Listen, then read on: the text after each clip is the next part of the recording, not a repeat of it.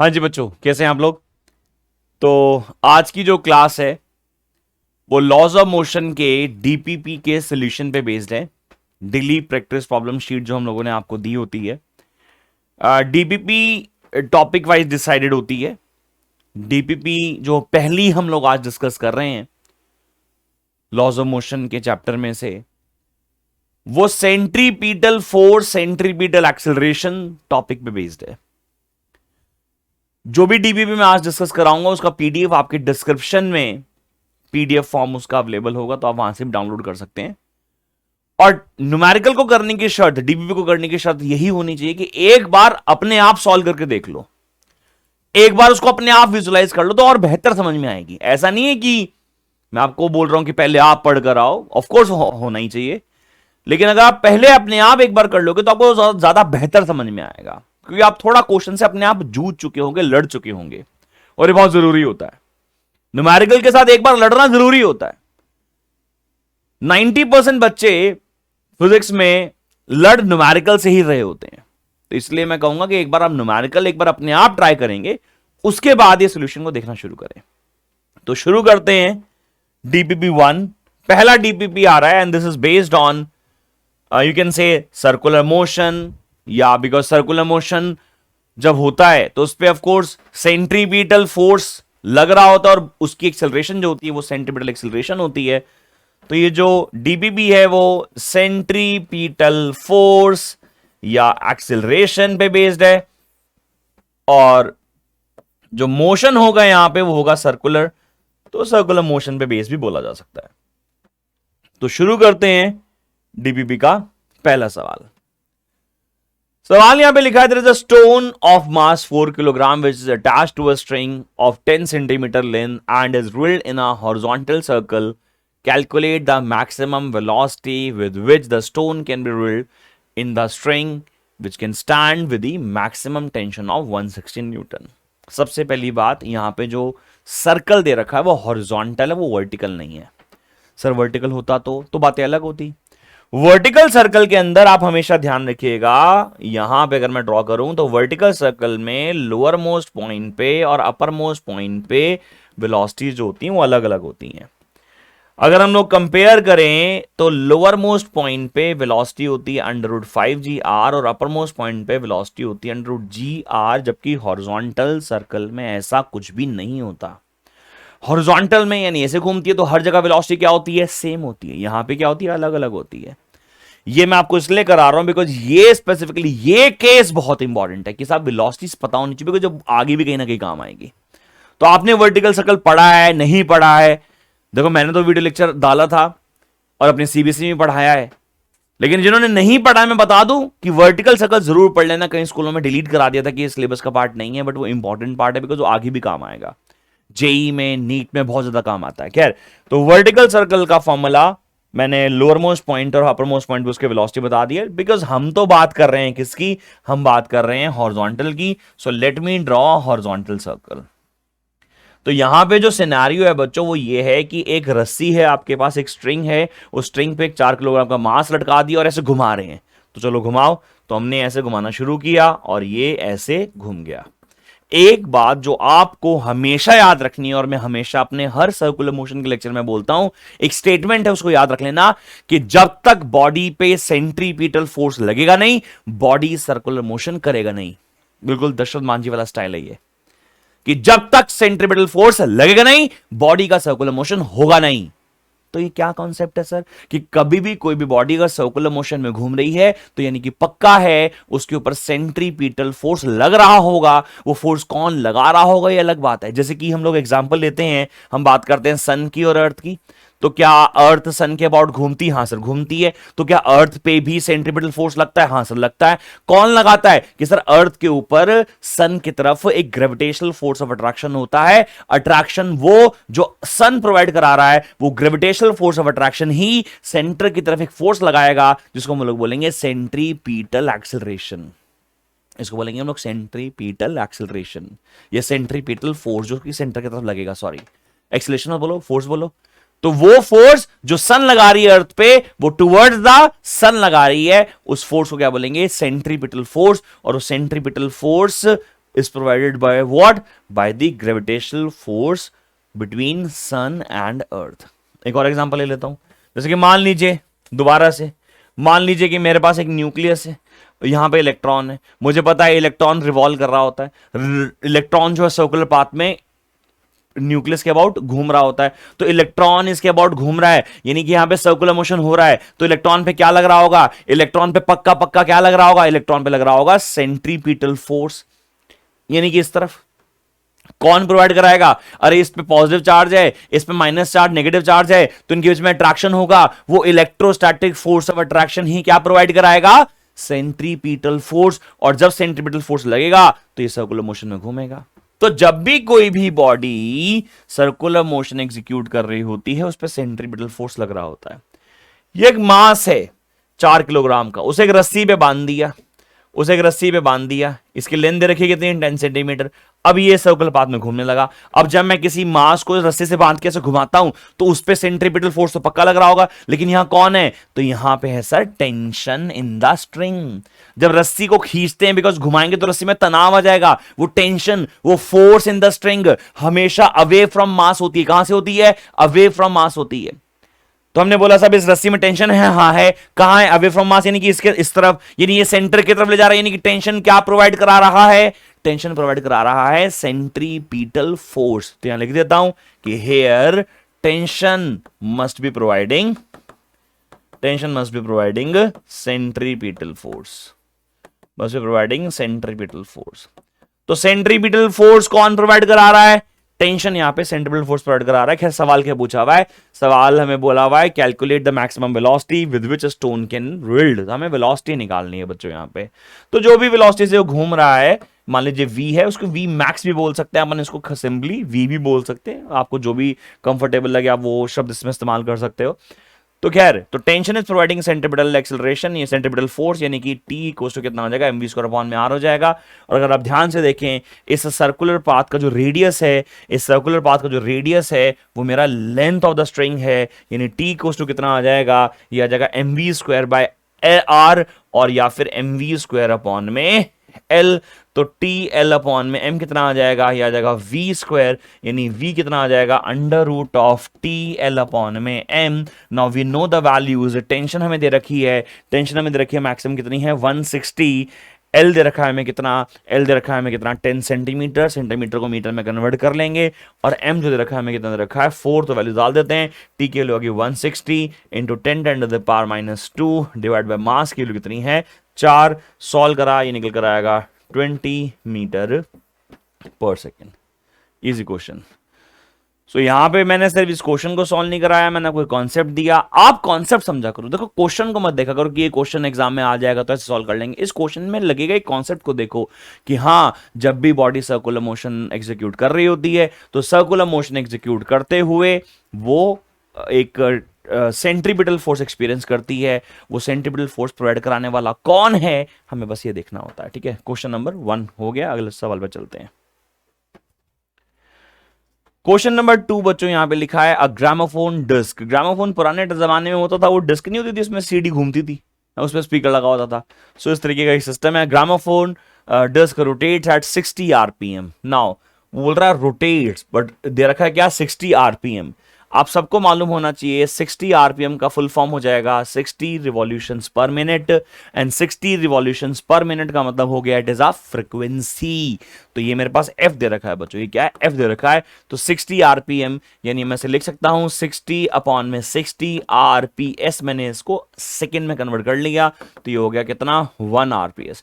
तो the frequency of revolution of a disc, तो मैं ऐसा कुछ ड्रॉ भी कर लेता हूं कि मान लीजिए डिस्क बनी हुई है ऐसे, ये हमारी क्या है, ये ग्रामोफोन की डिस्क है, और ये रोटेट कर रही है कितने फ्रीक्वेंसी से 1 आरपीएस से, यानी कि 1 सेकंड में पूरा एक चक्कर लगा लेगी। लिखा है coin of 18 gram is placed at a distance of 8 centimetre from the centre. तो सेंटर से 8 सेंटीमीटर की दूरी पे, यानी कि कहीं यहां पे एक, यहां पे क्या रख दिया, एक कॉइन रख दिया। हमें बोला गया है calculate the centrifugal force on the coin. Now नया टर्म आ गया सेंट्रीफ्यूगल। अभी बात कर रहे थे सेंट्रीपीटल की। सेंट्रीपीटल को, सेंट्रीपीटल जो शब्द है उसमें सेंट्री का मतलब हो गया सेंटर और पीटल का मतलब हो गया की तरफ, यानी सेंटर सीकिंग, सेंटर की तरफ वाला हुआ सेंट्रीपीटल, जबकि सेंट्रीफ्यूगल का मतलब हो गया सेंटर से दूर, फ्यूगल वाला अवे जाना, तो सेंट्रीफ्यूगल यानी सेंटर से अवे। लेकिन बात बड़ी सिंपल सी है कि सेंट्रीपीटल और सेंट्रीफ्यूगल का जो मैग्नीट्यूड होता है वो सेम होता है, डायरेक्शन जो होती है जस्ट अपोजिट होती है। सेंट्रीपीटल होता है टुवर्ड द सेंटर और सेंट्रीफ्यूगल होता है अवे फ्रॉम द सेंटर। तो सेंट्रीफ्यूगल फोर्स आपको निकालना है, तो सेंट्रीफ्यूगल फोर्स एफ सी, भाई कुछ भी बोल सकते हो, उसमें कोई प्रॉब्लम ही नहीं है, क्योंकि मैंने इस स्मॉल एफ को फ्रीक्वेंसी ले लिया तो मैंने इसको एफ सी ऐसे लिख लिया। तो सेंट्रीफ्यूगल फोर्स हो गया एम वी स्क्वायर अपॉन में आर। फॉर्मूला सेम है, सब कुछ सेम है, मैग्नीट्यूड सेम है, बस डायरेक्शन अपोजिट होती है। सेंट्रीपिटल होता है टुवर्ड द सेंटर, सेंट्रीफ्यूगल होता है अवे फ्रॉम द सेंटर। तो एफ सी की वैल्यू आ गई एम वी स्क्वायर अपॉन में आर। यहां पे v हमें नहीं पता, हमें एक्चुअली यहाँ पे फ्रीक्वेंसी पता है, हमें वेलोसिटी नहीं पता जिससे वो घूम रहा है। हमें ओमेगा निकालना का मौका मिल सकता है, बिकॉज यहाँ पे फ्रीक्वेंसी है। आप ध्यान से देखिएगा, अगर आपके पास फ्रीक्वेंसी आप ओमेगा निकाल सकते हो। ओमेगा होता है 2 पाई इंटू एफ, यानी ये बन गया 2 पाई इंटू 1, यानी कितना सिंपली आ गया ये 2 पाई। तो हाँ, ये 2 पाई रेडियन पर सेकंड हमारे पास ओमेगा है। अच्छा, आपको याद होगा मैंने थ्योरी लेक्चर्स में पढ़ाया है कि जो v होता है बच्चों वो होता है आर ओमेगा। ठीक हो जाएगा, v का फॉर्मूले की जगह हमने रख दिया आर ओमेगा। तो पहले मेरा जो एक्सप्रेशन था वो ये था, अब मेरा एक्सप्रेशन ये आ रहा है। कोई डिफरेंस ही नहीं है सर, क्या दिक्कत है? पहले मेरा एक्सप्रेशन जो था वो लीनियर वेलोसिटी के टर्म्स में था, अब मेरा एक्सप्रेशन जो है वो एंगुलर वेलोसिटीज के टर्म्स में है। v का फॉर्मूला हमने क्या पुट कर दिया, बस आर ओमेगा पुट कर दिया है। पहले मेरा फॉर्मूला लीनियर वेलोसिटी यानी v के टर्म्स में था, अब मेरा फॉर्मूला ओमेगा यानी कि एंगुलर वेलोसिटी के टर्म्स में है। तो सेंट्रीफ्यूगल फोर्स आपको निकालना है, मास आपको दे रखा है कितना है 18 ग्राम, ग्राम ग्राम सब सेंटीमीटर सेंटीमीटर में दे रखा है, लेकिन जी की वैल्यू यूज ही नहीं करनी है हमें, क्यों? फिर हम सब CGS सिस्टम ले लेते हैं तो ज़्यादा बेटर रहेगा। तो m की वैल्यू कितनी है? m की वैल्यू है 18 ग्राम, मल्टीप्लाई बाय r की वैल्यू कितनी है? r की वैल्यू है 8 सेंटीमीटर। ओमेगा, ओमेगा है कितना 4 पाई स्क्वायर, 4 पाई स्क्वायर है ना, क्यों? बिकॉज ओमेगा का वैल्यू 2 पाई है, तो कितना हो जाएगा 4 पाई स्क्वायर। यार CGS के SI में लिख लेते हैं ना, क्या CGS में SI में लिख लेते हैं, ठीक रहेगा। SI में रिपोर्ट करना पड़ेगा, डिफरेंस तो लास्ट में चेंज करना पड़ेगा आंसर। मास का वैल्यू 18 × 10⁻³ रेडियस की वैल्यू 8 सेंटीमीटर, 8 × 10⁻², है ना, और ओमेगा की वैल्यू 4 × पाई स्क्वायर। हो गया सॉल्व, है ना। और पाई स्क्वायर की वैल्यू जो यहाँ पे ली हुई है वो 9.87 लिया हुआ है, तो पाई स्क्वायर की वैल्यू 9.87 डाल देंगे। पाई स्क्वायर की वैल्यू 9.87 कैसे आई? पाई जो होता है वो 3.14 होता है ना, 3.14। तो पाई स्क्वायर अगर करोगे तो क्या आएगा 3.14 into 3.14, it will be somewhere equals to 9.87। कई बार मैं भी आगे बताऊंगा आप लोगों को, कई बार हम तो जी की जगह पाई स्क्वायर लिख देते हैं। भाई जी की वैल्यू क्या थी याद करो, जी की वैल्यू भी 9.80 थी, तो कई बार मैं जी की जगह पाई स्क्वायर लिख देता हूँ। क्यों क्यों लिखता हूँ मैं बताता हूँ। कई बार ना जी मेरा रूट के अंदर आता है, और जब रूट के अंदर आएगा मैं उसे बाहर निकल के रख दूंगा, बिकॉज 9.8 का रूट कभी लेना पड़े तो पाई स्क्वायर ले लेना, उस 9.8 को पाई स्क्वायर ले लेना, तो रूट लेना उसको बहुत आसान हो जाएगा। ठीक है, चलो जी, तो ये क्वेश्चन नंबर 2 आंसर आप निकाल लेंगे। अगला सवाल शुरू करता हूं।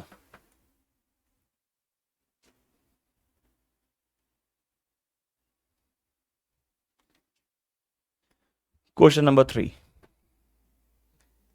नंबर 3 कहता है find the maximum speed at which a car can take a turn around a curve of 30-meter radius on a level road. If the coefficient of friction between tires and the road is 0.4, g के को 10 ले लो। Simple question है। मान लीजिए हमारे पास circular track है और उसका ज्यूम सेंटर ये है, इसका रेडियस यहां है। अगर ये गाड़ी टर्न ले रही है तो सेफ टर्न कैसे ले? What is the maximum speed? Maximum speed का मतलब है वो क्या होना चाहिए, सेफ टर्न होना चाहिए, ताकि कोई स्किडिंग ना हो। अगर तो बैंकिंग होती तो फॉर्मुलेज कुछ अलग होते, कुछ डिस्क्रिप्टिव और बहुत होता, अभी तो उसमें कुछ है नहीं logic. The velocity with which it takes a turn we know is under root of mu are g. अगर आपको याद हो, वैसे जो फॉर्मूला हमने डिराइव किया था क्लास में या थ्योरी लेक्चर्स में, वो था बच्चों ये कि v की value less than equals to mu are g है। व्हेन v की value is less than equals to mu are g, यानी कि हमारे वेलोसिटी की वैल्यू ज्यादा से ज्यादा ये हो सकती है, फिर उससे कम ही हो, for taking a safe turn. What do you mean by safe turn? Safe turn का मतलब होता है बच्चों कि वो स्किड कर, वो टर्न लेते हुए कहीं स्किड ना कर जाए, यानी कि वो खिसक ना जाए, कहीं थोड़ा साइड हो जाए, शिफ्ट हो जाए, तो स्किड ना हो जाए। तो मैक्सिमम वैल्यू यही है। तो वी म्यू की वैल्यू 0.4, आर की वैल्यू दे रखी है 30 मीटर, जी की वैल्यू 10। सॉल्व करा, इसका आंसर आएगा अंडर रूट ऑफ 120, और 121 तो 11 आता, तो नियरली आंसर कितना आ गया? 11 मीटर पर सेकेंड। नेक्स्ट क्वेश्चन, चलिए जी, तो क्वेश्चन नंबर 4 शुरू कर लेते हैं। क्वेश्चन नंबर 4 में एक ही चीज दो तरीके से निकाली जा सकती है, पढ़ लेते हैं क्या है वैसे पहले। इसमें लिखा है कार है जो ट्रेवल कर रही है फ्लैट सर्कुलर ट्रैक पे, रेडियस इसका 200 मीटर, स्पीड रखी है 30 मीटर पर सेकेंड। तो ये फ्लैट रोड है और यहां पे जो कार है उसका जो रेडियस है वो 200 मीटर है। ये क्या है? इसका रेडियस 200 मीटर है। मान लीजिए इस v स्पीड से चल रही है, हमें इसकी स्पीड की जो वैल्यू है वो यहां पे नहीं पता वैसे, ओ सॉरी पता है यहां पे 30 मीटर पर सेकेंड, ये तो पता है। एक्सेलरेशन भी पता है भाई साहब, सेंट्रीपिटल एक्सेलरेशन भी पता है इस बार। तो कितनी है? 4.5 मीटर पर सेकेंड स्क्वायर। इससे काफी चीजें बहुत आसान हो जाती हैं वैसे। इसमें लिखा था mass of the car is 1000, ठीक है जी, मास की वैल्यू कितनी है? 1000 है। तो आगे पूछा है what is the frictional force required to provide the acceleration. जैसे पिछले क्वेश्चन में बताया था कि फ्रिक्शनल फोर्स ही है जो सेंटर की तरफ लेके जाएगी, क्योंकि गाड़ी घूमते हुए इनर्शिया ऑफ डायरेक्शन की वजह से इधर भागने की कोशिश करेगी। आपने महसूस किया होगा, कभी आप टर्न ले रहे हो ऐसे, मान लीजिए आपको सर्कुलर टर्न ऐसे नेगोशिएट करना है, तो जैसे आप गाड़ी में बैठे और गाड़ी इधर जाएगी तो आप इधर फोर्स फील करोगे, वो यही है सर। इसका मतलब अगर आपका मोशन इस तरफ हो रहा है गाड़ी का, तो आपका फ्रिक्शनल फोर्स कहां हो रहा होगा? फ्रिक्शनल फोर्स सेंटर की तरफ हो रहा होगा। And here frictional force is the only force which is providing what? Centripetal force. इसीलिए तो बोला गया कि जो गाड़ियों के टायर्स होते हैं और जो रोड होती है उनके बीच में एप्रोप्रिएट फ्रिक्शन होनी चाहिए। अच्छा, बरसातों का टाइम चल रहा है, बरसातों में गाड़ी तेज नहीं चलानी चाहिए, मालूम है क्यों? बिकॉज जिस टाइम रेनफॉल होता है उस टाइम में फ्रिक्शन बिटवीन कार टायर्स और रोड कम हो जाता है, और वो कम हो जाएगा तो appropriate amount of frictional force available नहीं होगा, और फ्रिक्शन फोर्स अवेलेबल नहीं हुआ तो वो सेफली टर्न नहीं ले पाएगा, क्योंकि उस टाइम में वो स्किड करता करता करता इस तरफ पेरिफेरी से एज से टकरा सकता है। इसलिए बोला गया कि क्या कि सेंट्रीपिटल फोर्स प्रोवाइड कराने वाला यहां पे कौन? यहां पे फ्रिक्शनल फोर्स। यहां लिख ही देता हूं, बोलो, यहां लिख देता हूं कि frictional force provides necessary centripetal force. अच्छा, इन्होंने क्या बोला निकालने के लिए? इन्होंने बोला यार फ्रिक्शनल फोर्स ही निकाल दो। फ्रिक्शनल फोर्स का फॉर्मूला क्या होता है? F इक्वल्स टू भाई mv² अपॉन में r होगा। फ्रिक्शनल फोर्स ही तो क्या प्रोवाइड करा रहा है? Centripetal force. तो फ्रिक्शनल फोर्स का फॉर्मूला क्या होगा? mv²/r होगा। या फिर इसको मैं m इंटू AC भी लिख सकता हूं, बिकॉज ये जो हमारा v² अपॉन में r है, ये है कौन? ये मेरा सेंट्रीपिटल एक्सेलरेशन है, हमने डिराइव किया सर्कुलर मोशन के चैप्टर में। AC क्या है? Centripetal acceleration. अब जब सेंट्रीपिटल एक्सेलरेशन को मास से मल्टीप्लाई किया होगा तो ही तो सेंट्रीपिटल फोर्स बना होगा, यानी m इंटू AC, यही तो बना वापस। मैं इसको क्यों ला रहा है पता है? देखो यहाँ पे v² की वैल्यू, v की वैल्यू डालता, r की वैल्यू डालता, यहाँ तो सीधा दे रखा है ना AC, तो मास हमें पता है ये कितना है 1000, मल्टीप्लाई बाय AC कितना है? AC दे रखा है 4.5, तो यहां से कितना आ गया? 4500 न्यूटन। खत्म हो गया भाई, थोड़ी सी कैलकुलेशन यहाँ पे बचा ली और कुछ नहीं किया। मैं पहले ही बोला था क्वेश्चन में कुल कैलकुलेशन बचा देगा। क्या दूसरा पार्ट क्या है? दूसरा पार्ट है कि find the maximum speed at which the car can circle the track, यानी कि वो टर्न ले सकती है, उसकी मैक्सिमम स्पीड बतानी है। तो भैया मैक्सिमम स्पीड का फॉर्मूला अभी तो पता है पिछले क्वेश्चन में, Vmax की वैल्यू अंडर रूट ऑफ क्या होती है?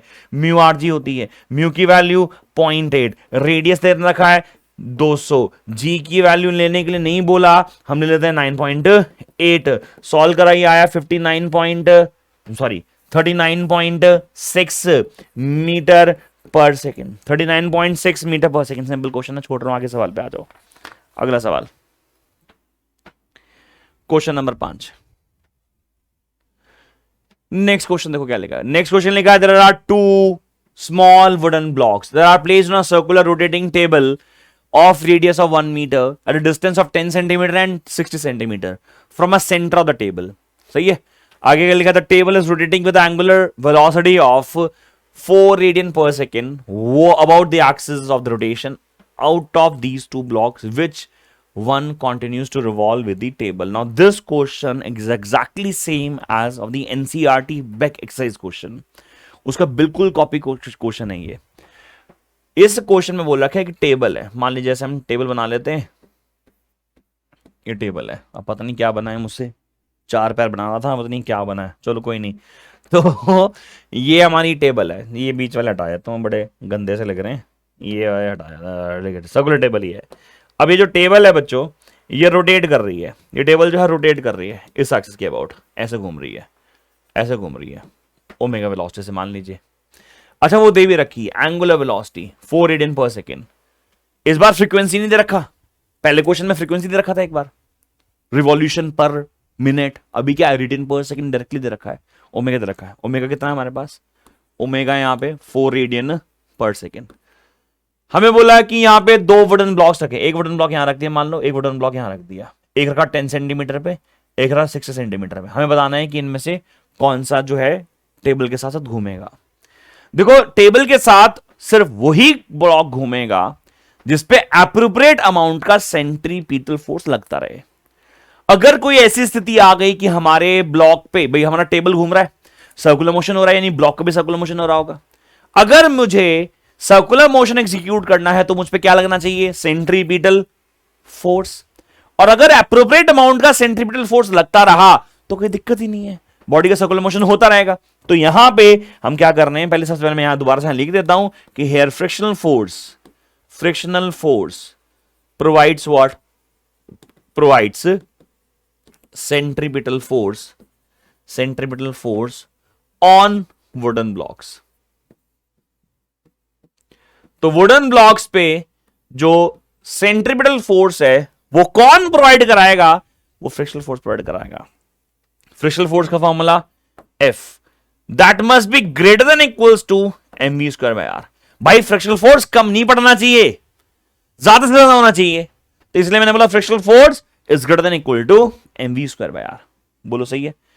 F की जगह म्यू एन म्यू आर कुछ भी लिख ले भाई। अगर ये इस कॉइन का मास m है, इसका नीचे वेट लगेगा mg, नॉर्मल रेशन लगेगा ऊपर, तो n किलो किसके बराबर होगी, mg के। तो क्या हो गया, ये मैंने रख लिया, n की जगह रख लिया mg, तो mu mg greater than equals to mv square upon में r, m से m कैंसिल आउट हो गया। तो मुझे निकालना है r, यहां से क्यों निकालना है r मैं आपको बताता हूं। तो r की वैल्यू क्या आ गई, r की वैल्यू आ गई greater than equal to v square, नहीं तो उल्टा कर लेते हैं, ठीक है। तो कितना आ जाएगा, ये आ जाएगा v स्क्वायर अपॉन में म्यू जी, ये आ जाएगा v स्क्वायर अपॉन में म्यू जी, लेकिन v तो है ही नहीं, तो उसको कन्वर्ट कर लेते हैं पहले। मुझे लगता है क्योंकि v हमारे पास नहीं है, we should write our result in terms of omega, so हम लोगों को ऐसे ना करके इसको लिखना चाहिए ओमेगा के टर्म्स में, ओमेगा के टर्म्स में सब कुछ सेम रहेगा, सिर्फ ओमेगा के टर्म्स में लिख लेता हूं बिकॉज ओमेगा गिवन है। वैसे तो मैं वहीं पे v equals to r omega करता, बट वो एक्सप्रेशन याद करने लायक नहीं देती, इसलिए चेंज कर रहा हूं। f greater than equals to m r omega square, same mu n greater than equal to m r omega square, n की जगह लगा दिया mu g greater than equals to m r omega square, m से m cut गया, r निकला कितना, r निकला less than equals to mu g upon में omega square, less than equals to mu का वैल्यू 0.2 दे रखा है 0.2 मल्टीप्लाई बाय जी का वैल्यू 9.8 डिवाइडेड बाय ओमेगा है कितना 4 का स्क्वायर यानी कि 16। सॉल्व करा, आर का वैल्यू आया less than equals to 12.3 centimetre, यानी कि आर की वैल्यू 12.3 सेंटीमीटर से कम ही कम होनी चाहिए ताकि हमारा frictional force necessary centripetal force provide कराता रहे।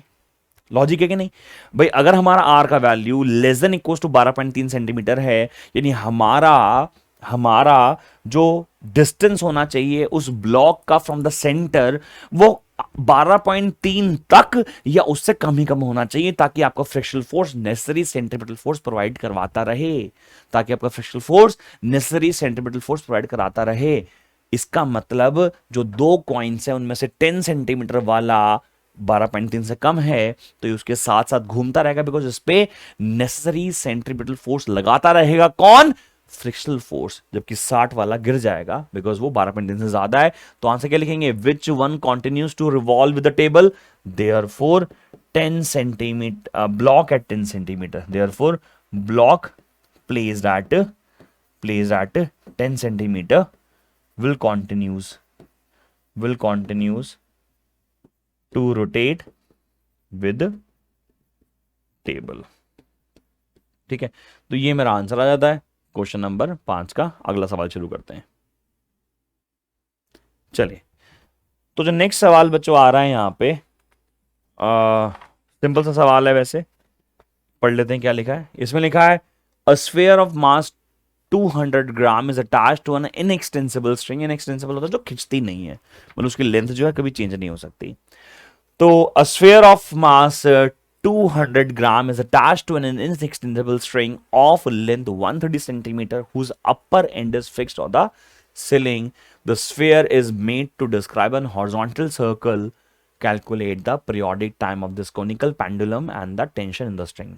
ध्यान लगाएंगे सारे बच्चों। ऐसा है, इस सवाल में हमें यह दिया हुआ है कि एक स्फीयर को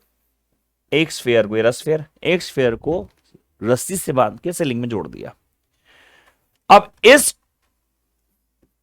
फिक्स सपोर्ट के अबाउट इसको ऐसे घुमाया गया, so that it forms a conical configuration. Imagine करो ना, एक पेंडुलम लो, ऐसे घुमाओ, so it will describe a cone here. ये हुई तो है, मतलब बेसिकली ये सिचुएशन ये बनी कि हमारा पेंडुलम जो है वो इस सिचुएशन में यहां पे है and it is describing a circular part, यानी कि इसका सर्कुलर मोशन हो रहा है। हमें क्या निकालना है? हमें निकालना है कि इस पूरे में टाइम कितना लगा और टेंशन कितना। तो डायग्राम मुझे थोड़ा दोबारा बनाना पड़ेगा क्योंकि डायग्राम हो गया है गंदा और मुझे इसमें बनानी है वेक्टर नोटेशंस। तो भैया मान लेते हैं ये रहा आपका पेंडुलम, ये आपकी वर्टिकल लाइन ड्रॉ कर दी, ये फिक्स सपोर्ट ड्रॉ कर दिया और ये मैंने ड्रॉ कर दिया सर्कुलर पाथ। तो सर्कुलर पाथ में ऐसे है कि बॉडी यहां आई, फिर यहां आई, फिर यहां आई एंड सो ऑन, ऐसे घूम रही है। इसका जो रेडियस है वो ये है r, इसका जो ये जो डिस्टेंस है वो है l। अच्छा, इस वायर में लग रही होगी बच्चों टेंशन होगी t यहां पे। अगर मैं इसका एंगल यहां से मान लू थीटा, तो इसके दो कॉम्पोनेंट बन सकते हैं टेंशन के। देखो, ये एंगल थीटा हो जाएगा, ये हो जाएगा यहां पे कितना टी कॉस थीटा, और यहां कितना हो जाएगा बच्चों? ये हो जाएगा टी साइन थीटा। ये बन गया टी कॉस थीटा, ये बन गया टी साइन थीटा। अब टी साइन थीटा बेसिकली अकेला नहीं है क्योंकि इस पर तो वेट भी लग रहा होगा, बिल्कुल उसका मास भी तो होगा, नीचे वेट लग रहा होगा। तो क्या हमारा mg का कोई कॉम्पोनेंट बनेगा? आंसर नहीं सर, वो तो वर्टिकल डाउनवर्ड ही लग रहा है। तो टी साइन थीटा इकलौता अकेला ऐसा वेक्टर है जो सेंटर की तरफ लग रहा है, बिकॉज सर्कुलर मोशन तो भाई ऐसे ही हो रहा है ना। तो टी साइन थीटा एक ऐसा फोर्स है जो सेंटर की तरफ लग रहा है, और जो सेंटर की तरफ लगे उसको क्या बोलेंगे? सेंट्रीपिटल फोर्स लगाने वाला। अच्छा, mg नीचे लग रहा है, टी कॉस ऊपर लग रहा है, mg नीचे लग रहा है, टी कॉस ऊपर लग रहा है, तो mg और टी कॉस एक दूसरे से बैलेंस हो जाएंगे। तो भाई यहां पे लिखता हूं पहले, here T sine theta is pointing towards center, hence providing centripetal force, therefore t sin theta equals to mv square upon में r, where v is a velocity with which it is moving like this ना। यहां पे जिस velocity से वो चल रहा है उसको हमने v बोल दिया। अच्छा, here T cos theta is also balancing what weight, तो T cos theta is equal to कितना आ जाएगा? mg आ जाएगा। अच्छा, हमें यहाँ पे v के बारे में कुछ नहीं पता, हमें पास v नहीं है। हम इसको ओमेगा के टर्म्स में भी लिख सकते हैं क्या? एम आर ओमेगा स्क्वायर, एक ही बात है भैया। M V square by are बोलो या फिर ये बोलो, एक ही बात है। अच्छा, मैं आपको कारण बताता हूं कि मैं इसको v की जगह ओमेगा में क्यों ले जाना चाहता हूं। आप देखो, आपको एक सर्कुलर मोशन एग्जीक्यूट करना है ऐसे। अगर आप देखो तो ऐसे है, इस प्लेन में ऐसे है, पेंडुलम तो ऐसे घूम रहा होगा ना, पेंडुलम का बॉब, भाई पूरा पेंडुलम ऐसे घूम रहा होगा एंगल पे, दिख रहे हो? ऐसे, इस तरीके से। लेकिन उसका जो नीचे बॉब है वो तो ऐसे घूम रहा होगा नीचे, सर्कुलर मोशन, हॉरिजॉन्टल। अच्छा जब वो सर्कुलर मोशन में घूम रहा है तो उसका एक चक्कर मारने में कितना टाइम लगा, यानी कि वो जब यहां से चला, यहां से चल के वापस यहां आ गया, उस टाइम को बोला गया time period. Time period is the total time taken to complete that one cycle, and that is actually asked. Conical time period पूछ रहा है, time period of this conical pendulum पूछ रहा है वो, तो टी निकालना है। अच्छा मुझे मालूम है जब भी कोई एंगुलर मोशन होता है तो ओमेगा का फॉर्मूला होता है 2 बाई टी, बोलो। तो टी की जो वैल्यू है वो कितनी आ जाएगी? अच्छा टी को मैंने यहाँ पे टेंशन में लिया था, उसमें स्मॉल टी ले लेता हूँ इस बार। तो 2 पाई अपॉन में स्मॉल टी, तो स्मॉल टी कितना आ जाएगा? 2 पाई अपॉन में ओमेगा। तो once we have omega we can calculate the time period also. This is nothing but it is called as what? Time period. तो time period निकालने के लिए अपन क्या कर लेते हैं? टाइम पीरियड निकालने के लिए अपन ओमेगा निकाल लेते हैं। ओमेगा क्या है सर? एंगुलर वेलोसिटी, वो निकाल सकते हैं बिकॉज हमारे सेंट्रीपिटल फोर्स के फॉर्मूले में एम वी स्क्वायर अपॉन में आर भी आता है, और एम आर ओमेगा स्क्वायर भी। ओमेगा वाला फॉर्मूला उठा लो, जब भी तो बोल रहा हूँ ये वाला फॉर्मूला उठा लो, दोनों को कर दो। चलो एक बार फटाफट डिवाइड, तो टेन थीटा कितना आ गया भाई? टी से टी कट जाएगा ना, टेन थीटा कितना आ गया? या कि M R omega square upon में एम जी, एम से एम भी काट दिया, कितना आ गया? ये आ गया R omega square upon G. तो बेटा ओमेगा कितना आ गया यहां से बोलो? या ओमेगा स्क्वायर कितना आ गया? ओमेगा स्क्वायर आ गया G into tan theta upon में आर। रूट हटा रहा हूं बेटा यहां से, रूट हट मतलब स्क्वायर हटा रहा हूं तो रूट लगेगा, कितना आएगा? ओमेगा का फॉर्मूला ये आ गया। बट ओमेगा का फॉर्मूला होता है 2 पाई अपॉन में small T period, T is time period, under root of कितना आ गया? G into tan theta upon में आर। वैल्यू डाल देते हैं जी, कितना आ जाएगा यहाँ पे? ये आ जाएगा टी की वैल्यू कितनी आ जाएगी यहाँ पे? टी की वैल्यू आ गई है 2 pi under root of R divided by G tan theta. अभी तो हमारे पास सिर्फ क्या आई है बच्चों यहाँ पे? अभी हमारे पास आई है यहाँ पे सिर्फ एक्सप्रेशन। अभी निकालना पड़ेगा यहाँ पे क्या? आर। आर है क्या? आर नहीं है सर यहाँ पे, नहीं दे रखा है आर, तो दे रखा है, दे रखा है, दे रखा है, दे रखा है, हाँ दे रखा था, ये रहा। आर दे रखा कितना? 50 सेंटीमीटर। ये तो बात बन गई, आर के लिए 50 सेंटीमीटर डाल दूंगा। दूसरा क्या पूछा है? दूसरा दूसरा दूसरा दूसरा दूसरा जी 9.8 है। टेन थीटा नहीं पता, टेन थीटा ट्रायंगल से निकाल लेते हैं, क्या प्रॉब्लम है भाई? अगर आप देखो ये वाली साइड जो आपकी एल है वो आपको एल दे रखा था 130 सेंटीमीटर, इधर रखा कितना? 130 सेंटीमीटर। ये जो रेडियस है वो दे रखा कितना? 50 सेंटीमीटर। तो अगर आपके पास इस ट्राइंगल में बनाऊं कहाँ, यहां बना दूं, कहां बना दूं? यहां बना देता हूं। अगर मान लीजिए आप ट्राइंगल देखो ध्यान से, वो तो उस ट्राइंगल में ये वाली जो साइड है वो कितनी है? 50 सेंटीमीटर। ये वाली साइड है जो वो कितनी है? 130 सेंटीमीटर। मुझे इस वैल्यू का नाम दे देना चाहिए वैसे, इसका नाम दे देता हूं मैं ए, इसका नाम दे देता हूं मैं बी, इसका नाम दे देता हूं मैं सी। तो ये ट्राइंगल हो गया ए, ये हो गया बी, और ये हो गया सी, और ये एंगल दे रखा है हमें थीटा। हमें क्या चाहिए यहाँ से? Tan theta. टेन थीटा का फॉर्मूला क्या होता है? बेस अपॉन में परपेंडिकुलर अपॉन में बेस। तो परपेंडिकुलर ये रहा और बेस ये रहा, तो हमें पाइथागोरस लगानी पड़ेगी। और पाइथागोरस लगाऊंगा तो ये हो गया 13 13 25 169 और 25 144 144 यानी कि 120। ये कितना आ जाएगा? 120 सेंटीमीटर। तो अगर मैं यहां से टेन थीटा निकालूंगा बच्चों क्या बनेगा? Tan theta will be equals to, tan theta will be equals to what? ये आएगा 50 डिवाइड बाय 120, और ये कितना हो जाता है? 5/12। तो डाल देते हैं बड़ा फटाफट वैल्यू यहाँ पे। 2 इंटू पाई की value 3.14, under root of r की वैल्यू कितनी थी? 50, 50 ten to the power -2 divide by g की value 9.8 multiply by ten theta कितना आ गया? 5/12। हो गया सॉल्व। इसको सॉल्व करेंगे, इसका आंसर आएगा 2.19 सेकेंड। ये मेरा आंसर आएगा। ये मेरा एक पार्ट हुआ बेटा क्वेश्चन का। क्वेश्चन में पहला क्या पूछा था? क्वेश्चन में पहला पूछा था सर पीरियोडिक टाइम पीरियड निकालो कोनिकल पेंडुलम का। दूसरा क्या पूछा है? दूसरा पूछा है सर टेंशन निकालो। Once we have this we can also calculate tension. But tension आप यहां से भी निकाल सकते हो। देखो टी कॉस थीटा का वैल्यू कितना आ गया? मैं लिख देता हूं, अगला पार्ट भी यहीं पे लिख देता हूं। भाई देखो हमें क्या निकालना है? हमें निकालना है, मान लीजिए इक्वेशन यूज कर रहे हैं, सेकंड पार्ट यूज निकाल रहा हूं। T cos theta is equal to M G है ना? तो टी कितना आ गया? टी आ गया M G divide by cos theta. M है मास है, हाँ जी है, कितना? 200 ग्राम। 200 ग्राम को कन्वर्ट करके किलोग्राम में 200 into 10 to the power -3 kilogram हो गया। जी का वैल्यू 9.8 सबको पता है। कॉस थीटा नहीं पता, इस ट्रायंगल में से कॉस थीटा निकाल लो इस बार। कॉस थीटा कितना होता है? कॉस होता है बेस अपॉन हाइपोटेन्यूज।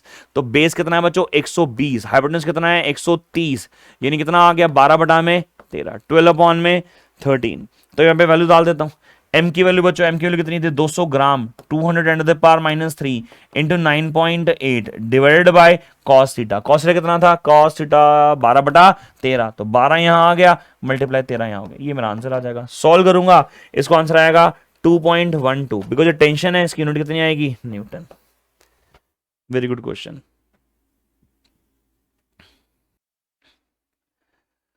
चलिए बच्चों शुरू करते हैं क्वेश्चन नंबर 7।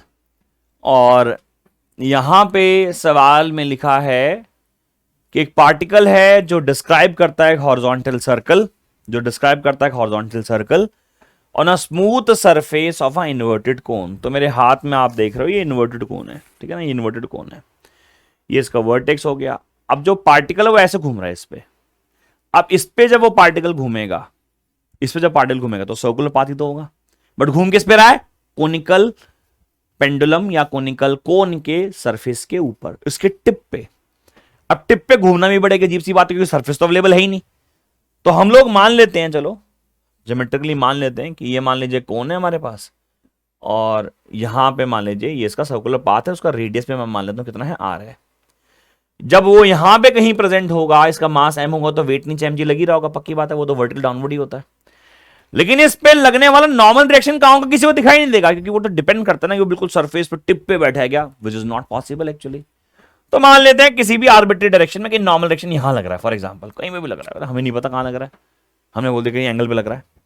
अगर ऐसा है, क्योंकि हमारे पास मान लीजिए ये एंगल, मान लीजिए हमने अल्फा ले लिया, थीटा कुछ भी ले लो आप लोग, उसमें क्या फर्क पड़ता है, ये एंगल अल्फा ले लिया, ये मेरा एंगल अल्फा हो जाएगा, तो यहां पे मेरा एक कॉम्पोनेंट बनेगा, ये हो जाएगा मेरा n sine alpha, sorry n sine नहीं cos, n cos alpha, N cos alpha, और यहां हो जाएगा एन साइन अल्फा, ये हो जाएगा एन कॉस अल्फा, ये हो जाएगा एन साइन अल्फा। सही है। अच्छा कुछ बच्चे पूछेंगे सर ये एंगल कैसे आ गया, अबे ये एंगल अल्फा होगा तो यहां पे जो एंगल बनेगा वो एंगल अल्फा होगा, ये एंगल 90 माइनस अल्फा होगा, ये और आपस में परपेंडिकुलर होंगे, बिकॉज नॉर्मल हमेशा क्या लगता है, परपेंडिकुलर टू द सरफेस। नहीं समझ में आ रहा सर, दोबारा बता दो। ले ले भाई दोबारा बता देता हूं तेरे को, ले दोबारा सुन। मान ले ये कौन है हमारे पास, थोड़ा बड़ा बनाता हूं और अच्छे से सुंदर डायग्राम दिखाई देगा। ये कौन है हमारे पास, सही है, यहां से ये एंगल मैंने ड्रॉ कर लिया, सपोज अल्फा, ये भी एंगल अल्फा हो गया, कोई दिक्कत नहीं है। हमने बोला सर ये इसका सर्कुलर पाथ है, ये जो बॉडी है, ये जो बॉडी है, ये बॉडी जो है एम मास की, जिसका वेट नीचे लग रहा है क्या, एम जी, वो इस पे सर्कुलर पाथ में ऐसे घूमेगी, सही है क्या। उसका रेडियस कितना है सर, आर मान लेता हूं सर, मान लेते हैं आर रेडियस मान लेता हूं, पता नहीं जरूरत पड़ेगी नहीं पड़ेगी इसकी। हमने बोला सर नॉर्मल डायरेक्शन कहां लगाऊं, नॉर्मल लगा दे भाई, नॉर्मल का पता ही नहीं सर कहां लगेगा, लेकिन हाँ सरफेस के परपेंडिकुलर होगा।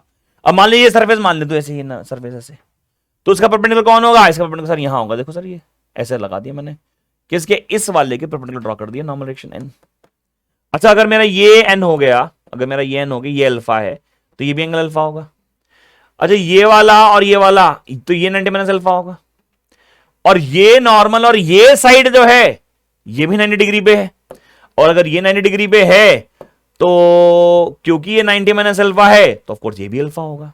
तो ये तो कह रहा था मैं कि ये वाली साइड, ये एंगल जो होगा अल्फा हो जाएगा। अगर ये अल्फा हो गया तो उसके दो कॉम्पोनेंट बनेंगे, एक बनेगा यहां पे क्या, एन कॉस अल्फा, एक बनेगा यहां पे क्या, N sine alpha. N cos alpha, अगर आप देखो वो जो पार्टिकल है वो जो कोन के टिप पे चल रहा है, ये पार्टिकल जो है ये कोन के टिप पे से घूम रहा है, तो उस पार्टिकल का सर्कुलर मोशन हो रहा है, और सर्कुलर मोशन हो रहा है तो कोई ना कोई सेंट्रीपिटल फोर्स प्रोवाइड करा रहा होगा। बोल कौन करा रहा है, साफ दिख रहा है सर डायग्राम में आपके, n sine theta, n cos alpha, क्या, n cos alpha is providing what, centripetal force. तो यहां पे लिख देता हूं कि here n cos alpha provides centripetal force, it provides centripetal force, ये centripetal force प्रोवाइड कराता है। यानी कि n cos अल्फा की वैल्यू कितनी हो गई, n cos अल्फा की वैल्यू हो गई m v स्क्वायर अपॉन में r, m v square upon में r। और आप देख रहे हो n sin अल्फा किसको बैलेंस कर रहा है, mg को, तो भी ले लेता हूं, n sin alpha equals to what, mg। दोनों को कर दो क्या, डिवाइड, तो उल्टा करना पड़ेगा एक्चुअली, इसको इसे डिवाइड करना पड़ेगा, तो आ जाएगा tan alpha equals to mg divide by m v square upon में r, m से m कट गया, कितना आ गया, rg divide by v square, tan alpha. खैर सवाल क्या मांगा है, find the speed of a particle, find the speed of the particle. अच्छा मेरे पास यहां पे r तो है नहीं, हमारे पास r are are are are are are r नहीं है। अच्छा वर्टेक्स से बस ये डिस्टेंस है, यहां से लेके यहां तक का डिस्टेंस है 9.8 सेंटीमीटर, वाला डिस्टेंस है 9.8 सेंटीमीटर। ये वाला डिस्टेंस है। अपन काम करते हैं ना, इसका अपन आर ही लिख कर रखते हैं। अगर इस ट्राइंगल में देखें तो टेन अल्फा का फॉर्मूला क्या होगा, टेन होता है सर क्या, परपेंडिकुलर अपॉन में बेस, यानी कि इसको एच ले लेता हूं बेटा एक टाइम के लिए, तो आर अपॉन में व्हाट, आर अपॉन में एच, तो टेन अल्फा की जगह लिख देता हूं आर अपॉन में एच, आर से आर चला गया बेटा, क्या निकालना है, वी स्क्वायर इक्वल टू कितना आ गया, एच जी, यानी वी कितना आ गया, under root of H G. तो मालूम है ना एच की वैल्यू कितनी है, एच की वैल्यू है sir 9.8 centimetre 10⁻⁻2 multiply by g की वैल्यू भी 9.8, कितना आ गया 9.8 अंडर रूट 10⁻⁻2। सॉल्व कर लेना जो भी आंसर आएगा, क्या आंसर आएगा 0.98 आंसर आएगा, बिकॉज 10⁻⁻2 जो है वो नीचे जाके 10⁻2 बन जाएगा, और 10⁻2 यानी 100, तो 100 रूट के बाहर लेके आएंगे तो 10 बन जाएगा, यानी आंसर आएगा 0.98, आंसर आएगा 0.98 मीटर पर सेकेंड। ये मेरा आंसर है। चलिए जी 7 क्वेश्चन हो गए, अगला सवाल ले रहा हूं।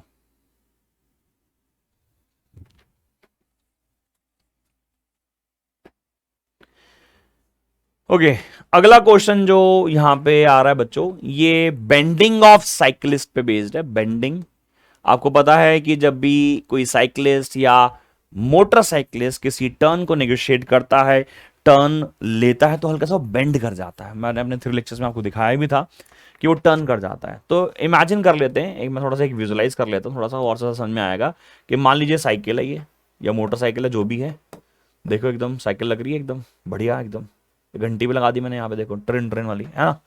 तो ये साइकिल है सर हमारे पास, ये कह रहा है cyclist riding at a speed of, इसकी जो स्पीड है, स्पीड लिख लेते हैं, क्या लिख रखी है इसकी स्पीड, ये रखी है 14√2 मीटर पर second, takes what, takes a turn around a circular road of radius 20√3, यानी कि रेडियस की वैल्यू कितनी है 20√3 metre. What is the inclination, what is this inclination with the horizontal, है हॉरिजॉन्टल। अबे हमने तो वो पढ़ा था वर्टिकल के साथ, जब हमने थ्योरेटिकल पढ़ा था, जब हम थ्योरी पढ़ रहे थे तो हमने वो वर्टिकल के साथ लिया था, तो अपन वर्टिकल के साथ ही लेके चलते हैं, ठीक है। वो जो हमें थ्योरी याद है, जो मैंने थ्योरी लेक्चर में पढ़ा रखी है, उसी से बात करते हैं। ये एंगल थीटा है, ये हमारी साइकिल है, साइकिल का नॉर्मल रिएक्शन लगा ऊपर ऐसे एन, सही है क्या, एन यहाँ पे, ये एंगल मैंने ले लिया यहाँ पे कितना थीटा, ये थीटा तो ये भी थीटा, तो ये कितना हो जाएगा एन, एन कॉस थीटा, यहाँ क्या आएगा एन साइन थीटा। अब आप इमेजिन करो कि आप टर्न ऐसे ले रहे हो, आप इंक्लिनेशन ऐसे कर रहे हो, यानी आप ऐसे बेंड हो रहे हो। जब आप ऐसे बेंड हो रहे हो तो आप टर्न ऐसे ले रहे होंगे ना, यानी आपका सेंटर कहां है, उधर है, यानी आपका एन साइन थीटा किधर जा रहा है, सेंटर की तरफ जा रहा है, यानी N sine theta is providing what, N sine theta is providing what, is providing centripetal force. चल शॉर्ट में लिख लेता हूं, एफ सी लिख लेता हूं, एफ सी, यानी कि एन साइन थीटा किसके बराबर आया, ये आया एम वी स्क्वायर अपॉन में आर के। ओमेगा की बात नहीं कर रहे, बिकॉज यहाँ पे वी दे रखा है, तो M V square by R लगाओ, एम और आर ओमेगा स्क्वायर लगाने का फायदा नहीं है ना। दूसरा नीचे यहाँ पे लग रहा होगा बॉडी का वेट, यानी कि एन कॉस थीटा कैसे बैलेंस कर रहा होगा, एन कॉस थीटा बैलेंस कर रहा होगा एम जी को, तो N cos theta is equals to M G. तो सर एक्सप्रेशन तो सेम ही है, फिर आपने पढ़ाया क्यों, अब लॉजिक भी तो सिखाना था, याद दिलाना था मुझे ये वाला। तो कितना आ गया, ये आगे कितना tan theta is equals to कितना आ गया, एम से एम घट जाएगा, एन से एन घट चुका है यहाँ पे, ये आगे वी स्क्वायर अपॉन में are g, v square upon में are g. But the point is theta हमारा कहां से आ रहा है, वर्टिकल से, डिजायर्ड एंगल कहां से, हॉरिजॉन्टल से। एक बार थीटा निकल जाए वर्टिकल से, हॉरिजॉन्टल से भी निकाल दूंगा, तो वी की वैल्यू डाल देता हूं, वी की वैल्यू कितनी है, ये है सर 14√3 का स्क्वायर, यानी 14 into 14√3 divide by R, are are are R, radius है कितना 20√3, और जी के वैल्यू लेने के लिए कुछ कहा तो है नहीं इसने, तो 9.80 ले लेते हैं, कोई नहीं, ठीक है। तो √3 से √3 काट सकते हैं, कुछ फायदा मिलेगा, पता नहीं, ओके जस्ट सेकेंड, 14 14 296 तो कट रहा है, देखो ये ना 196 है, 196 कट, सिर्फ एक बच रहा है, बाकी तो सब कट ही गया, देखो सिर्फ √3 बच रहा है। 14 इंटू 14 किया और 20 इंटू 9.8 किया, 196 आया, दोनों काटिए कितना बचा, सिर्फ √3 ऊपर बचा, √3 यानी कि 10 थीटा की वैल्यू कितनी आ गई, √3, थीटा कितना आ गया 6 डिग्री। अगर हमारा एंगल यहां से 6 डिग्री आ गया तो what is our desired angle, our desired angle will be what, our desired angle will be 90 minus theta यानी कि 90 माइनस 60 यानी कि आंसर कितना लिखोगे आप 30 डिग्री। कैलकुलेशन मुश्किल नहीं थी, बट ये एंगल हमें यहां से बताना है 30 डिग्री। एमसीक्यू में आ जाए तो बस गड़बड़ मत कर देना। हॉरिजॉन्टल से मांगे इंक्लिनेशन विद हॉरिजॉन्टल, अपन कैसे निकालते हैं वर्टिकल से? तो सर हम हॉरिजॉन्टल से क्यों नहीं निकालते? डेरिवेशन करते वक्त स्टैंडर्डाइज देखा जाता है कि वर्टिकल से कितना बेंड हुआ। ये थोड़ा देखा जाएगा कि ये थोड़ा देखा जाएगा कि हॉरिजॉन्टल से कितना ऊपर है, ये देखा जाएगा कि वर्टिकल से वो कितना बेंड हुआ। चलो अगला सवाल।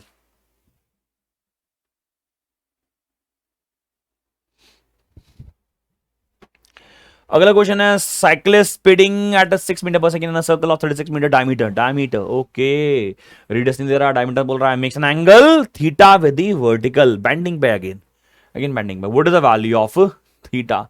Also determine the minimum possible value of the coefficient of friction between the tyres and the roads. तो दो क्वेश्चन हैं ये, और फटाफट कर लेते हैं इस क्वेश्चन को।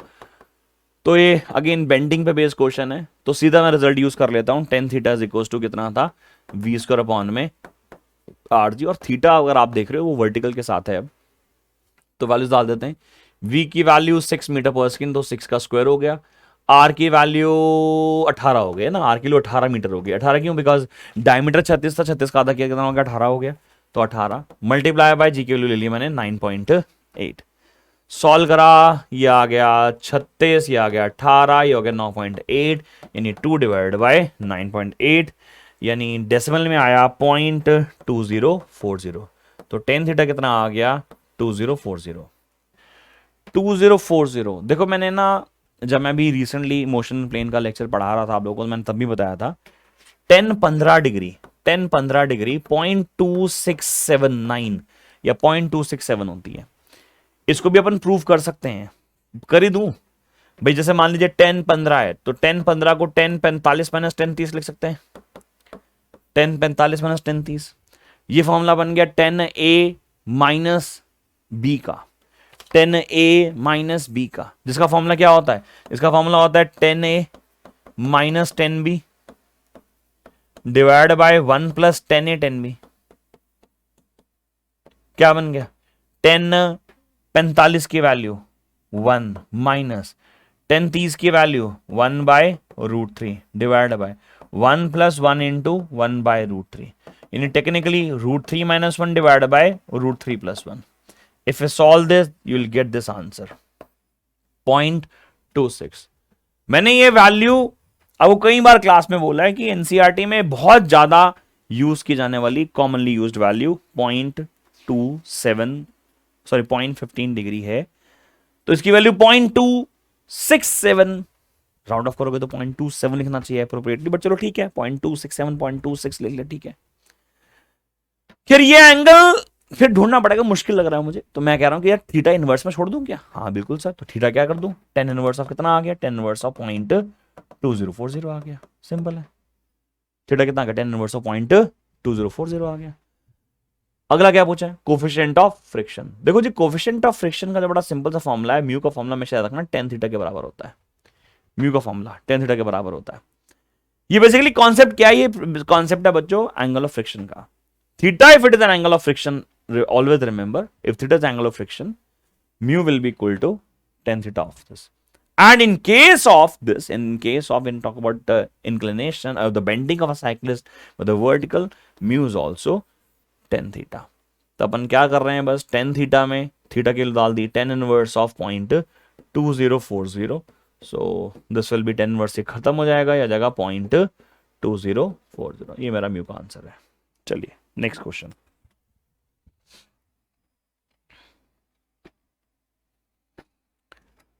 ओके, क्वेश्चन नंबर 10 आ रहा है, फाइंड द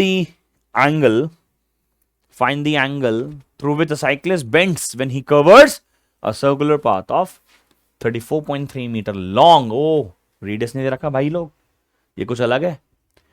ये कह रहा है ही कवर्स अ सर्कुलर पाथ यानी 2πr, पूरा दे रखा कितना 34.3 मीटर, और कितने टाइम में दे रखा है, टाइम दे रखा है इसका √22 सेकेंड। आपको बताना है कि कितने एंगल से बेंड हो। अच्छा, इससे मैं वेलोसिटी निकाल सकता हूं, बिकॉज कितने एंगल से वो बेंड हो। सवाल पूछा tan theta is equal to v square upon में r जी, सिंपल है।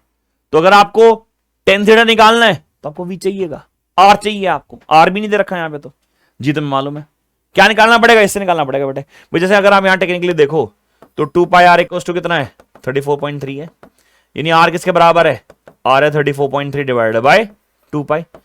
तो मैं इसकी वैल्यू को सॉल्व करूंगा, वैल्यू पुट करूंगा, आ जाएगा आर आर, चलो ठीक है वैल्यू कट जाएगा तो सॉल्व नहीं कर रहे इसको।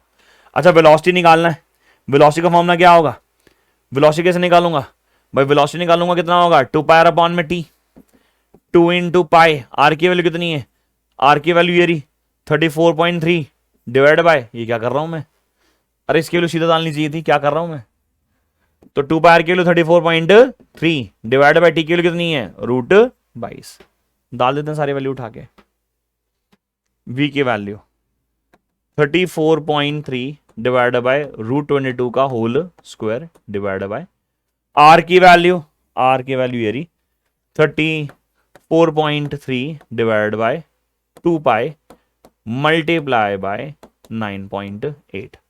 अच्छा 9.8 को पाई स्क्वायर लिख सकते हैं क्या, पहले बताया था कहीं, 9.8 को क्या लिख सकते हैं अपन, pi square, because that will help you in this calculation actually, ठीक है। तो कितना आ जाएगा, यह आ जाएगा 34.3 डिवाइड बाय √22 है तो 22 हो गया, और इसको 34.3 लिख लिया, ठीक है, स्क्वायर कर दिया, ये कितना नीचे कितना आ गया 34.3, ऊपर कितना चला आ गया 2 पाई, यहां चल 9.8 की जगह लिख लिया पाई स्क्वायर लिख लिया।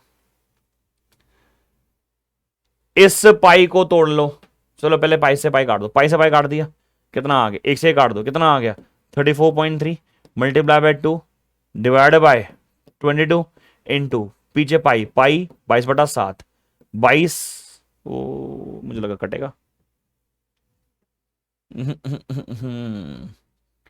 कोई नहीं मल्टीप्लाई कर लेते हैं, और कुछ तो नहीं बच रहा है, नहीं ठीक है बाकी सब ठीक है। तो 34.3 multiply by 2 divide multiply by 7 divide by 22 into 22, मुझे क्यों ऐसा लग रहा था कि शायद मैंने जब इसे सॉल्व किया था तो कट गया था, कट गया था, तो दोबारा एक बार कर लेता हूँ, जो कंफ्यूजन होगा तो हट जाएगा। v की वैल्यू 34.3 अपॉन में √2 सही लिखी है सर, तो स्क्वायर होगा तो ये हो जाएगा 34.3 मल्टीप्लाई बाय 34.3 डिवाइड बाय इसका 22 सही है, फिर नीचे वाले का 34.3 और ये वाला ऊपर चला गया, ये बन गया 2 पाई, पाई की जगह 22/7 लिख दिया, मल्टीप्लाई बाय 9.8, 9.8 यहां पे भी है सही है, मल्टीप्लाई में ये सही तो लिख रहे थे सब कुछ, 22 से 22 काट दिया मैंने, चलो ठीक है, 34.8 से 34.3 से काट दिया, कितना बचा 34.3 multiply by 2 divided by 7 into 9.8 ये बचेगा। हाँ इसको अगर मैं मल्टीप्लाई करूंगा ये आएगा 68.6, इसे मल्टीप्लाई करूंगा ये आएगा 68.6, यानी आएगा 1, यानी कि tan थीटा की वैल्यू कितनी आ जाएगी 1 आ जाएगी, थीटा कितना आ जाएगा 45 डिग्री, सिंपल आंसर आ गया। वैसे तब भी ठीक था, वो मुझे दिख नहीं रहा था उस तरह से, मैंने देखा नहीं था, बट चलो ठीक है। अगला सवाल,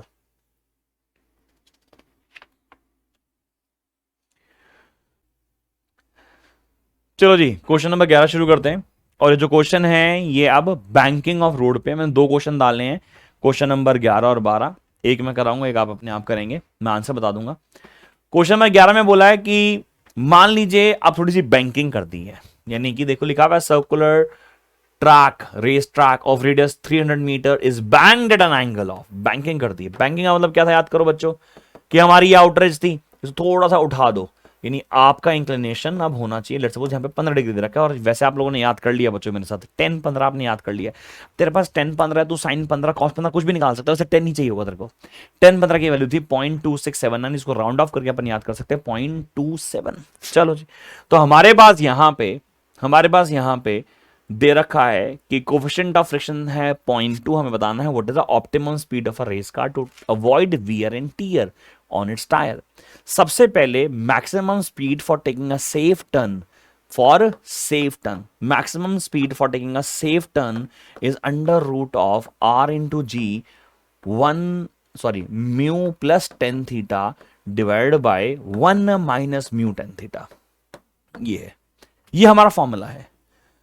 ये जनरल फॉर्मूला है बैंकिंग ऑफ रोड पे कि जब हम टर्न ले रहे हैं तो मैक्सिमम स्पीड क्या है। जैसे कि वो याद करो लेवल ट्रैक पे जब हम बात कर रहे थे, जो पहला क्वेश्चन हमने लिया था कि मान लीजिए अगर बैंकिंग ना हो तो वी मैक्स का फॉर्मूला क्या आएगा, वी मैक्स का फॉर्मूला आएगा म्यू आर जी, वो भी यहीं से डिराइव किया जा सकता है।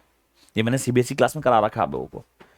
तो वी मैक्स का फॉर्मूला आ गया under root mu are G, उस केस में बैंकिंग केस में आ गया R G multiply by mu plus tan theta divide by 1 minus mu tan theta. सही है, तो आपने इसको फॉर्मूले को याद कर रखा है। अब कहता है ऑप्टिमम स्पीड टू अवॉइड क्या, to avoid wear and tear. Wear and tear मतलब टायर घिसना नहीं चाहिए बेटा, वैसे ही बताऊं, अगर टायर नहीं घिसा ना तो भाई साहब गाड़ी रुकेगी नहीं चलेगी, तो वियर टियर तो होगा। बट चलो ठीक है, हमें सवाल पूछा गया तो optimum speed to avoid wear and tear का मतलब है म्यू की वैल्यू कितनी हो जाए 0।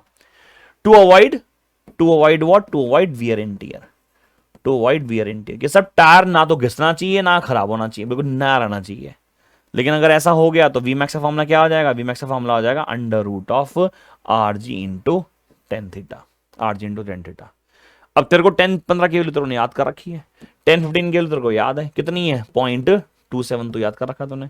आर की वैल्यू डाल दीजिए, वैल्यू आर की वैल्यू 300 मीटर, जी की वैल्यू 9.8 मल्टीप्लाई बाय कितना आ गया 0.27, सॉल्व कराइए आया 28.2 मीटर पर सेकेंड। पहला सवाल हो गया। दूसरा, maximum permissible speed to avoid slipping, slipping मतलब स्किड नहीं होना चाहिए, मतलब सेफ रहना चाहिए, तो वो तो है ही ना, ये तो है ही हमारे पास फॉर्मूला। तो बी वाले का क्या आ गया, ये वी मैक्स कितना आ गया इसका, ये आ गया under root of what R into G into, सीधा वैल्यू डाल देता है ना, आर की वैल्यू 300, जी की value 9.8 multiply bye 1, sorry multiply by mu की वैल्यू है 0.2 plus plus plus plus tan theta 1015 यानी कि 0.27 divided by 1 minus 0.2 multiply by 0.27, solve करेंगे इसका आंसर आएगा 38.2 मीटर पर सेकेंड। तो ये दोनों मेरे आंसर आ जाते हैं वियर एंड टियर को अवॉइड करने के लिए और maximum speed for taking a safe turn without skidding. Simple question है, क्वेश्चन नोट कर लीजिए, एनसीईआरटी बैक एक्सरसाइज का क्वेश्चन है ये और इंपॉर्टेंट है। ओके जी, तो अगला सवाल बहुत इजी सर, सेम क्वेश्चन है। देखो, सर्कुलर ट्रैक ऑफ रेडियस कितना है 400 metre is banked at an angle of 10 degree, at an angle of 10 degree. अब ये आपका होमवर्क है कि सर आप 10 डिग्री कैसे निकालोगे भैया, 10 डिग्री बना, ये तो बना 10 ऑफ 10 डिग्री, तो 10 ऑफ 10 डिग्री आप ढूंढिए अपने आप, और यहां पे कोफिशिएंट ऑफ फ्रिक्शन दे रखा है 0.2। What is the optimum speed for the race car to avoid wear and tear, and दूसरा द मैक्सिमम परमिसिबल स्पीड। बिल्कुल सेम क्वेश्चन है, बट एक छोटी सी प्रॉब्लम जो आप लोग यहां पे फेस कर सकते हैं वो है कितना, 10 डिग्री की वैल्यू। एंड आई होप अगर आप 10 डिग्री की वैल्यू निकाल लेंगे तो एवरीथिंग विल बी डन। वैसे आप कहते हैं तो मैं इसकी वैल्यू बता देता हूं, 10 डिग्री की वैल्यू होती है 0.1763, लिख देता हूं, चलो 10 डिग्री की वैल्यू होती है 0.1763। क्या ढूंढोगे यार, मैं बता देता हूं। वैसे अगर टेक्निकली मैंने बताई इसलिए क्योंकि 10 डिग्री जो है उसको निकालना थोड़ा सा मुश्किल रहेगा, तो इसलिए मैंने आपको वैल्यू बता दी। जैसे 10-15 तो मैंने बड़ा इजीली निकलवा दिया तुम लोगों को, 10-45 माइनस 30। तो चलिए ठीक है सर, आप इसको सॉल्व करिए अपने आप। मैं इसके आंसर आपको बता देता हूं। पहले का आंसर इसका आएगा 26.29 मीटर पर सेकेंड, और दूसरे का आंसर आएगा इसका 39.10 मीटर पर सेकेंड। यहां तक हमारा डीपीपी 1 था। चलिए जी।